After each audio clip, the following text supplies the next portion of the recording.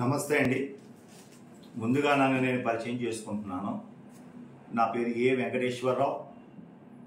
నేను RRK formulations private limited chief executive ఆఫీసర్గా పనిచేస్తున్నానండి. ఈ వీడియో చేయడానికి ప్రధానమైన కారణం ఏమిటి అని అంటే, వనామీ రైతులు, రొయ్యలు సాగు చేస్తున్నటువంటి రైతులు ప్రస్తుతం బాగా హై టెంపరేచర్స్ ఉన్నాయి.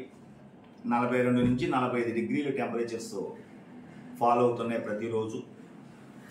దాంతో వనామీ కల్చర్ చేస్తున్నటువంటి రైతు సోదరులు ఎదుర్కొంటున్నటువంటి సమస్యలు, వాటికి పరిష్కార మార్గాలు చెప్పడం గురించి నేను ఈ వీడియో చేయడం జరుగుతుంది. ఈ హై టెంపరేచర్స్ వల్ల ప్రస్తుతం సాగులో ఉన్నటువంటి రైతులు, ఈ హై టెంపరేచర్స్ వల్ల మనకేమవుతుందంటే ఆటోమేటిక్గా మనకి పీహెచ్లు పెరిగిపోవడం, ఆల్కనిటీ పెరగటం, అట్లాగే హార్డ్నెస్ అప్ అండ్ డౌన్ అవటం, డిఓ కంప్లైంట్స్ రావటం తదితర కారణాల వల్ల ఆటోమేటిక్గా ఈ యొక్క water parameters up and downs అవటం వలన ఏమవుతుందంటే మన యొక్క రొయ్య మీద అధికమైనటువంటి ఒత్తిడి గురి కాబడుతుంది. దీనివలన ప్రధానంగా ఏమవుతుంది, మనకి ఆ ఒత్తిడి వల్ల దాని ప్రభావం మౌల్టింగ్ మీద పడుతుంది. ప్రతి వారం అవ్వాల్సినటువంటి, మనకి సహజ సిద్ధంగా అవ్వాల్సినటువంటి మౌల్టింగ్ పర్సంటేజ్ తగ్గిపోవడం జరుగుతుంది. కానీ మేతలు మాత్రం కంటిన్యూగా అయిపోతూ ఉంటాయి. కాబట్టి మనం ఈ మౌల్టింగ్, మనకి గ్రోత్ అనేటువంటిది ప్రధానంగా మౌల్టింగ్ మీదే ఆధారపడి ఉంటుంది. ఆ తర్వాతే మనం ఇచ్చేటువంటి ఫీడ్ అయినా, మనం చేసేటువంటి వాటర్ పారామీటర్స్ మేనేజ్మెంట్ అయినా, ఏదైనా సరే. ఈ యొక్క మౌల్టింగ్ మామూలుగా ఫ్రీగా జరగాలంటే మనం తీసుకోవాల్సిన జాగ్రత్త చర్యలు ఏంటి ఇంత హై టెంపరేచర్స్లో, అందు గురించి నేను ఈ వీడియో చేయడం జరుగుతుంది.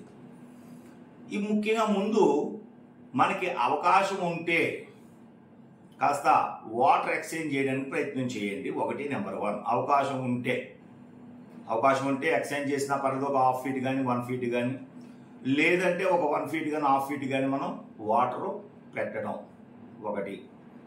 రెండోది, మనం కంపల్సరిగా మనం ఈ సమయంలో సెల్నిటీలు కూడా పెరిగే అవకాశాలు ఎక్కువగా ఉంటాయి. అంటే హై సెల్నిటీ వాళ్ళకైతే మరీ ఎక్కువ ప్రాబ్లమ్స్ ఉంటాయి. ఈ యొక్క హై సెల్నిటీ వాళ్ళు కంపల్సరిగా మనం జీలెట్ ఎక్కువగా వాడుతూ ఉండాలి. యూకా కోటెడ్ న్యాచురల్ జీలెట్స్ని మీరు ఈ మే నెలాఖరు వరకు, వర్షాలు పడే వరకు కూడా కనీసం 15 రోజులకు ఒకసారి అయినా సరే మనం జీలెట్లు ఇచ్చుకుంటాం. రాత్రి సమయాల్లో మనం ఆక్సిజన్ గ్రాన్యూల్స్ ఇచ్చుకోవడం చాలా ఇంపార్టెంట్ మనకి. కాబట్టి అదేవిధంగా నేను చెప్పబోయే మాట ఏంటి అని అంటే, మౌల్టింగ్కి మా యొక్క ఆర్ఆర్కే ఫార్ములేషన్స్ ప్రైవేట్ లిమిటెడ్ వారు ఇలాంటి సమయంలో రైతుకి మౌల్టింగ్కి ఇబ్బంది రాకుండా ఉండడం గురించి ఈజీ మౌల్ట్ అనేటువంటి ఒక ప్రోడక్ట్ని తయారు చేయడం జరిగింది. మీరు ఈ ఈజీ మౌల్ట్ అనేటువంటి ప్రోడక్ట్ని మనం ప్రతి అమావాస్య, అష్టమి, పౌర్ణమి రోజుల్లో సాయంత్రం 4 గంటలకి ఇసుకలో ఎకరానికి ఒక 2 కేజీలు కాడికి ఇస్తే మనకి పీహెచ్ అప్ అండ్ డౌన్లో ఉన్న, ఆల్కలిటీలు అప్ అండ్ డౌన్లో ఉన్న, అదేవిధంగా వాటర్ హార్డ్నెస్ అప్ అండ్ డౌన్లో ఉన్న మనకి ఈజీగా మౌల్టింగ్ అయిపోయి మళ్ళీ వెంటనే షెల్ ఫామ్ అయ్యి మనకి వెంటనే గ్రోత్ సమస్యలు రాకుండా ఉంటుంది. అదేవిధంగా మనం ఈ యొక్క వాటర్ యొక్క థిక్నెస్ కూడా పెరుగుతూ ఉంటుంది. ఈ వాటర్ థిక్నెస్ని మనం జాగ్రత్త కాపాడుకోవడానికి మనం కాస్త వాటర్ యాడ్ చేసుకోవడం లేదా ఎక్స్చేంజ్ చేసుకోవడం, ఈ యొక్క మనం ట్రిక్స్ ఫాలో అవుతూ ముందుకెళ్తే ఈ వేసవకాలం పంటలో మనం మంచి బెనిఫిట్స్ పొందే అవకాశాలు చాలా ఎక్కువగా ఉంటాయి.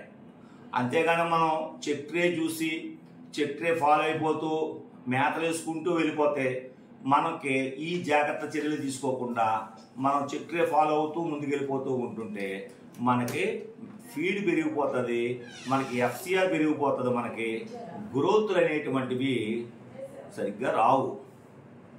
కాబట్టి మీరు చేయాల్సిన పనుల్లో ఏంటి అని అంటే కంపల్సరిగా మీరు ఈ యొక్క వేసవకాలంలో ఆర్ఆర్కే వారి యొక్క యుకా కోటెడ్ న్యాచురల్ జ్యూలేట్ గ్రాన్యూల్స్ ఎకరానికి ఒక 10 కేజీలు వాడండి.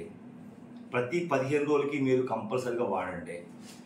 ఎకరానికి ఒక 10 కేజీలు రాత్రి 7 గంటలకి 8-9ంటికి ఆర్ఆర్కే వారి డిఆక్సీని ఎకరానికి 1 కేజీ చల్లండి చాలు. మనకి ఆటోమేటిక్గా కాస్త సెలినిటీని కంట్రోల్లో ఉంచుతుంది అది. రెండోది మనకి వాటర్ యొక్క మనకి ఆక్సిజన్ ప్రాబ్లమ్స్ రాకుండా ఉంటాయి. అలాగే మౌల్టింగ్ రోజున మాత్రం తప్పనిసరిగా మీరు ఈ యొక్క ఈజీ మౌల్ట్ అనేటువంటిది ఒకటి మీరు ఇచ్చుకున్నారంటే మీకు మంచి మౌల్టింగ్ బాగా జరుగుతుంది. అదేవిధంగా మనకి మంచి గ్రోత్లు కూడా బాగా రావడం జరుగుతుంది మనకి. అదేవిధంగా మీరు వాడేటువంటి మినరల్ కూడా మీరు ఈ సమయంలో మనకి 4 మేతలు ఉంటాయి.